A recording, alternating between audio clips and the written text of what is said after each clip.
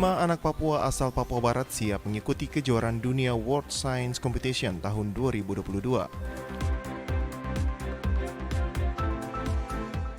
Badan Meteorologi, Klimatologi, dan Geofisika Manokwari memprediksi cuaca di sekitar perairan Manokwari 3 hari ke depan berpotensi terjadi hujan dengan intensitas ringan.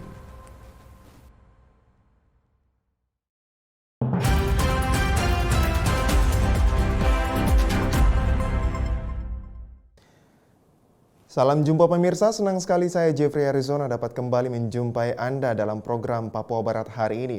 Sejumlah informasi di Papua Barat akan kami hadirkan untuk Anda. Inilah berita selengkapnya. Pemirsa, dalam rangka memberikan pemahaman bagaimana cara mengajar seorang guru prestasi yang bisa bermanfaat bagi guru lain dan tentunya bagi peserta didik, Yayasan Indonesia Sejahtera Baroka memberikan bimbingan teknis untuk guru-guru di Kabupaten Manokwari.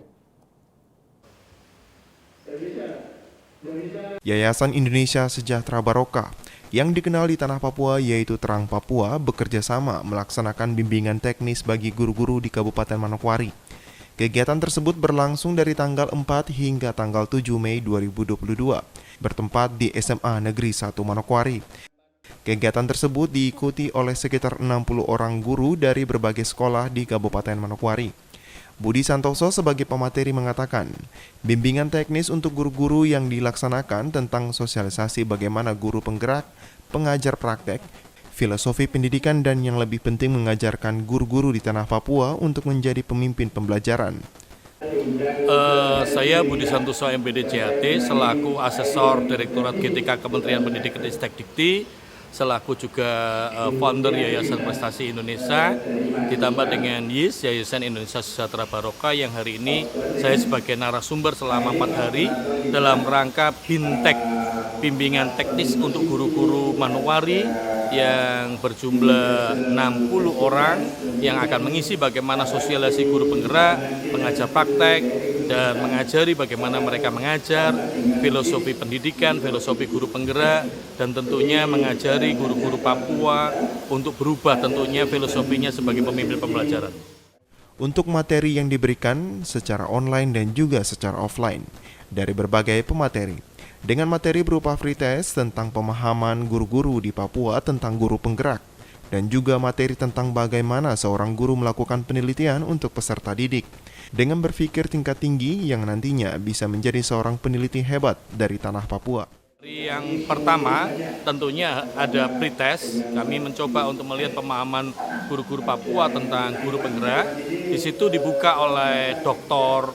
Raptono MED, beliau adalah Direktur GTK Kementerian Pendidikan Ristek Dikti. Setelah itu dilanjutkan dengan materi pengenalan, materi pembelajaran HOTS, AKM, pembelajaran, dan ditambah dengan beberapa narasumber yang lain. Sosialisasi guru penggerak, bagaimana menjadi seorang guru penggerak, filosofinya, dan tentunya aturan main yang ada, bagaimana langkah-langkah persiapan guru Papua untuk menggapai menjadi seorang guru penggerak. Di antara mereka banyak sekali yang mereka merasa sadar bahwa saya terpanggil untuk bermanfaat untuk orang lain. Salah satu ciri dari guru penggerak adalah tidak hanya guru itu prestasi untuk dirinya sendiri, tetapi seberapa besar guru itu berprestasi menjadi bermanfaat untuk peserta didik, teman sejawat, dan tentunya untuk sekolah dan lingkungan di Papua.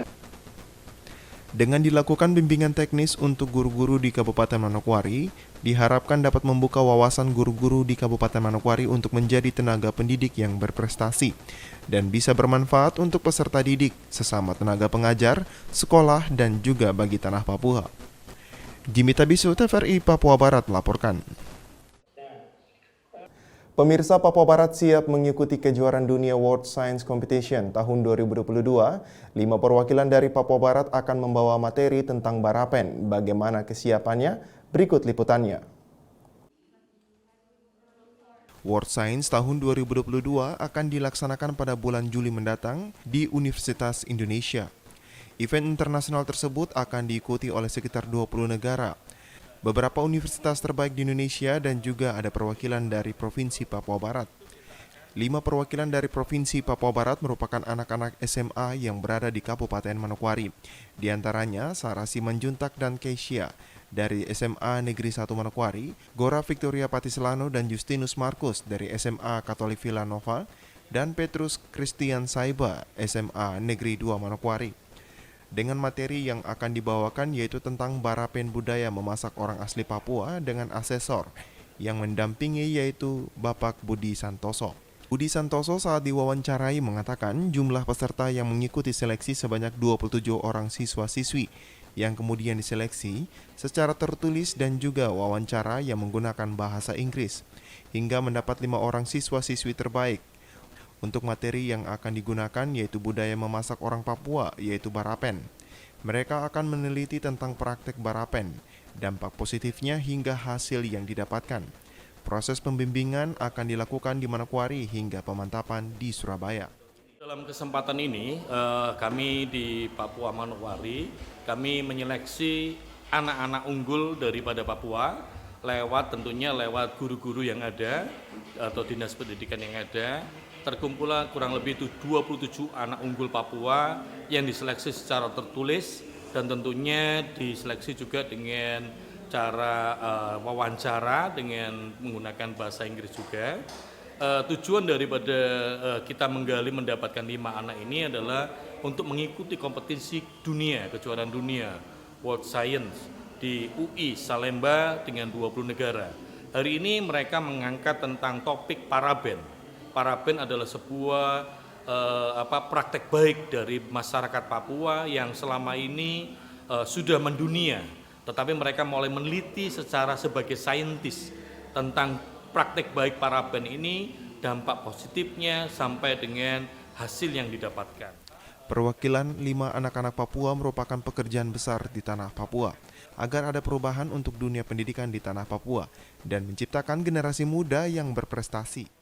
44 hari ini ada relawan anak-anak Papua, anak-anak muda Papua yang berdedikasi, yang memberikan waktunya supaya ada perubahan untuk dunia pendidikan tentunya di Papua Barat atau khususnya di Manokwari.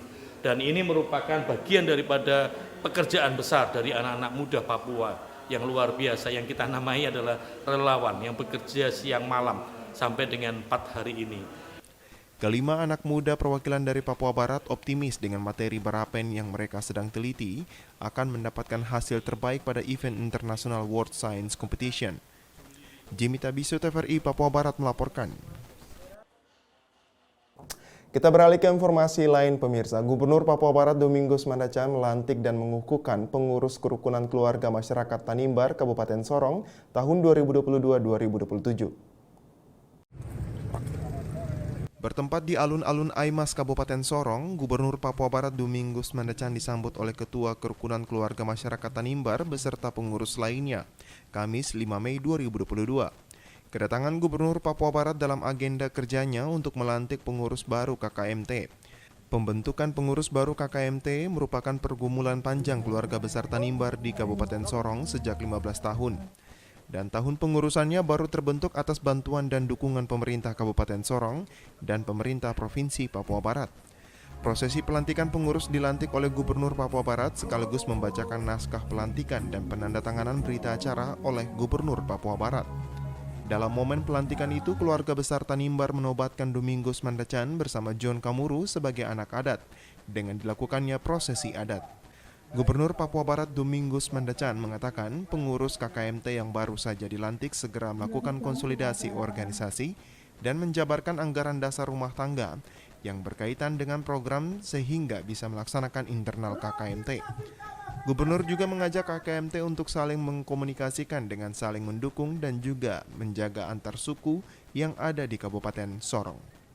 Kita harapkan bisa dapat melaksanakan terutama internal dalam KKMT, tapi juga secara eksternal ya dengan semua ikatan-ikatan kerukunan keluarga yang ada untuk bisa saling koordinasi, saling komunikasi, saling koordinasi dan saling mendukung, saling menjaga, saling melindungi, saling memelihara, dan kita punya semua tanggung jawab untuk menjamin ya terutama dalam KKMT ya harus hidup rukun dan damai, tapi juga dengan semua ikatan-ikatan suku yang lain baik Nusantara maupun suku-suku Papua ya, terutama yang ada di Kabupaten Sorong. Ya. Di tanah Papua ini, khususnya juga di Papua Barat, ya Kabupaten Sorong, Kabupaten Manokwari dan sebagainya.